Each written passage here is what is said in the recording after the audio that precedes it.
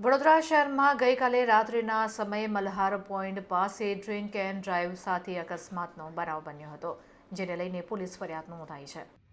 Drink and drive કરતા પૂર્વ cricketer Jacob Joseph માર્ટિને પોતાની 4 વ્હીલર કાર સાથે 3 ગાડીઓને અડફેટમાં લીધા હતા. અકોટા પોલીસે તેઓની અટકાયત કરી આગળની કાર્યવાહી હાથ ધરી છે.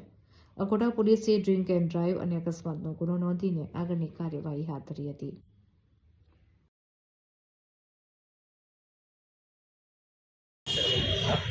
जी गाइस